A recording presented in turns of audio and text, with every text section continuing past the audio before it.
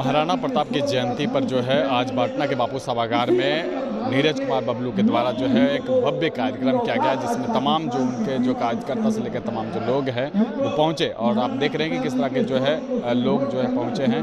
और वहीं आपको बता दें, नीरज कुमार बबलू ने अपने भाषण के दौरान बड़ा बयान दिया है कि सभी लोग जो है तलवार लेकर जो है तैयार रहें, कभी भी जो है हमें जाना पड़ सकता है, इससे लड़ना पड़ सकता है। क्या कुछ कर रहे हैं नीरज कुमार बबलू, पहले उनकी बयानों को सुने। महाराणा प्रताप की आज जयंती है और महाराणा प्रताप के जीवन के बारे में हम समझते हैं कि हिंदुस्तान के लोगों को बताने की आवश्यकता नहीं है कि किस तरह महाराणा प्रताप ने मुगलों से अपनी लड़ाई लड़ी और स्वाभिमान के खातिर घास की रोटी खानी पड़ी, फिर भी सिर नहीं झुकाया, स्वाभिमान से समझौता नहीं किया। ऐसे हमारे महाराणा प्रताप थे।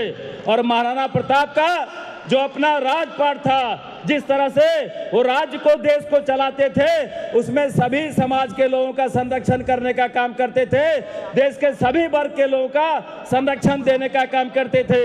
कई ऐसे उदाहरण हैं उनके जीवन में, कई ऐसी घटनाएं घटी है उनके जीवन में जो हम समझते हैं बताना शुरू करेंगे तो दिन बीत जाएगा।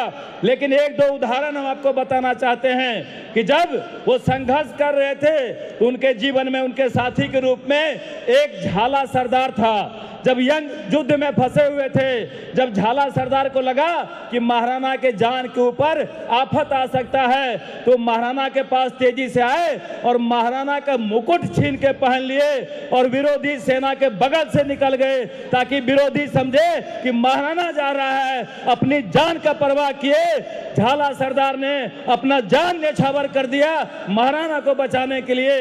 ऐसा प्रेम उनके हर वर्ग के लोगों से, ऐसा प्रेम महाराणा का था। महाराणा का आदमी तो छोड़ दीजिए, जानवरों से ऐसा प्रेम था, खास करके जो उनका घोड़ा था, जो उनका चेतक था, उनसे इस तरह का प्रेम था। जब युद्ध में फंसे हुए थे महाराणा, लगा कि पहाड़ी नाला अगर नहीं कूद पाते हैं तो महाराणा फंस सकते थे, और चेतक इस चीज को भाप गया और एक इशारे पे चेतक ने बगैर जान का परवाह किया, नाला कूद गया और महाराणा को बचाने का काम किया। ये लगाव चेतक का महाराणा से था, तो आप समझ सकते हैं महाराणा को आदमी तो आदमी, जानवरों से कितना प्रेम था और जानवर भी कैसे प्यार करते थे महाराणा से। दूसरी तरफ आज जो हम लोगों ने कार्यक्रम किया है वो राणा भामा सम्मेलन किया है। ये भामाशाह के बारे में जरूर जानना चाहिए महाराणा के वंशज को। जो महाराणा प्रताप के वंशज हैं उनका कुछ न कुछ कर्तव्य है भामाशाह के प्रति भी, क्योंकि जब महाराणा युद्ध लड़ रहे थे, महाराणा का खजाना खाली हो रहा था। जब खजाना खाली हो रहा था, पैसे कम पड़ रहे थे, हमारी सेनाएं महाराणा की कम पड़ रही थी, सैलरी देने के लिए फंड नहीं था। उस समय भामाशाह ने खबर करने का काम किया कि महाराणा तुम संघर्ष करो, हम तुम्हारे साथ में हैं, हम तुम्हारे साथ में हैं। और जिस तरह से भामाशाह ने अपना खजाना खोलने का काम किया और पूरी तरह महाराणा को समर्थन देने का काम किया, सिर्फ खजाना से ही नहीं, भामाशाह ने तलवार उठा करके महाराणा के साथ जंग करने का भी काम किया। ये महाराणा के साथ भामाशाह का जो संबंध था, हम महाराणा के वंशज को जरूर चाहिए कि हम भामाशाह के वंशज का भी सम्मान करते रहें, उनका भी आदर करें। इसलिए हमने कहीं न कहीं समाज को जोड़ने का प्रयास किया है। आज मुहिम चला हुआ है, पूरे देश में लोग समाज को तोड़ने में लगे हुए हैं। कोई अगरा से पिछड़ा को तोड़ता है, कोई पिछड़ा से दलित को तोड़ता है, कोई दलित से महादलित को तोड़ता है।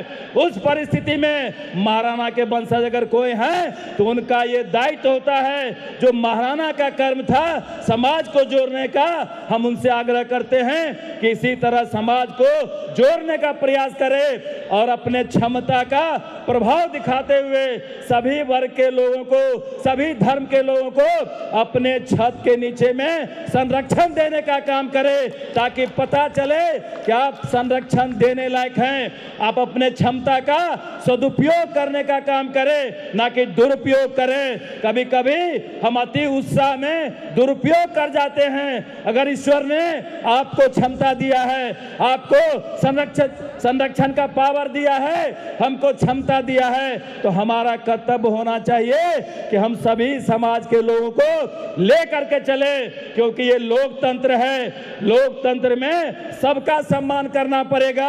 ये लाठी तंत्र नहीं है। लाठी से राजा पैदा नहीं होता है, वोट से राजा पैदा होता है। इसलिए सबको जोड़ के चलना पड़ेगा साथियों, सबको जोड़ के चलना पड़ेगा। इसी के लिए हमने एक छोटा सा प्रयास किया। सभी हमारे माननीय यहाँ अतिथि हैं, अध्यक्ष जी हमारे भामाशाह के रूप में यहाँ उपस्थित हैं, सभी हमारे सम्मानित नेता भारतीय जनता पार्टी के यहाँ उपस्थित हैं। हम आपको बताना चाहते हैं कि आज देश की क्या स्थिति है। हमारा देश युद्ध के मुहाने पे खड़ा है, लेकिन हमें गर्व हो रहा है, हमारी सेना पे हमें गर्व हो रहा है, हमारी बहनों पे हमें गर्व हो रहा है, जिन्होंने पाकिस्तान में घुस करके एयर स्ट्राइक करके पाकिस्तान को नष्ट नाबूद करने का काम किया। आज पाकिस्तान बाप बाप कर रहा है, चिल्ला रहा है, कोई हमें बचाओ, कोई हमें बचाओ। लेकिन जो पाकिस्तान का कुकृत रहा है, पूरी दुनिया जानती है कि आतंक का ठिकाना है पाकिस्तान, यह आतंकियों का खजाना है, यह आतंकी को पालने वाले हैं, तो कोई आज उसे संरक्षण देने वाला नहीं मिल रहा है। आने वाले समय में कोई पाकिस्तान को पानी देने वाला नहीं मिलेगा।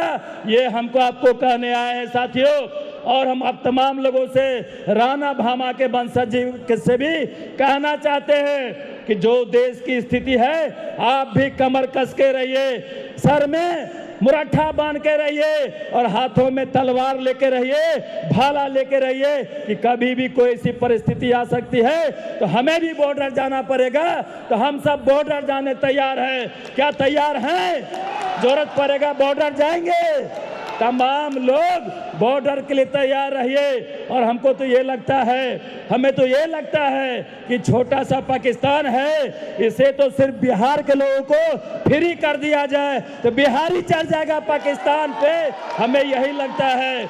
इसलिए साथियों, मनोबल को ऊंचा करके रहिए, संगठित रहिए। साथियों, मैं आपको और जानकारी दे देना चाहता हूँ कि आदरणीय हमारे राजनाथ सिंह जी भी वीडियो कॉन्फ्रेंसिंग से हमें संवाद करने वाले थे, लेकिन जो देश का माहौल है आप समझ सकते हैं, उन्होंने अपना प्रणाम भेजा है और उन्होंने आपका अभिनंदन किया है और बोला है कि आप संगठित रहें, इसी तरह जुटते रहें। अगली बार मौका मिलेगा तो वो जरूर आएंगे।